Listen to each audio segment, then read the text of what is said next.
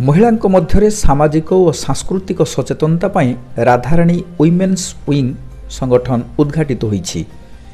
बालेश्वर जिला रेमुणा ब्लॉकर सरस्वतीपुर स्थित बसंत कन्वेंशन ठारे आयोजित कार्यक्रम रे संगठन प्रतिष्ठा संपर्क में घोषणा कर आगामी कार्यक्रम सूचना दी जाइथिला।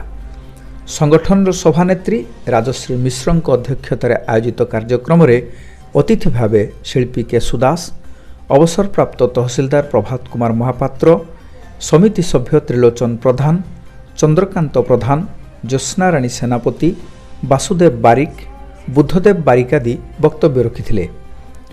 रूपाली जेना संयोजन सांस्कृतिक और प्रतियोगिता कार्यक्रम अनुष्ठित होइथिला।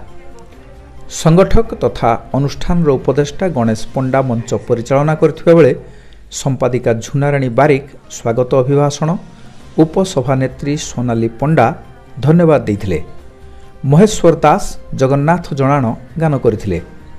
सोनाली पंडा, अर्पिता बानार्जी, जलिराणी बारिक, रमिता बारिक, रंजिता बारिक, लीलिमा दास, सरस्वती दास, सरोजिनी महापात्र, चिन्मयी स, अरुंधती पंडा आदि सदस्या परिचालना करथिले।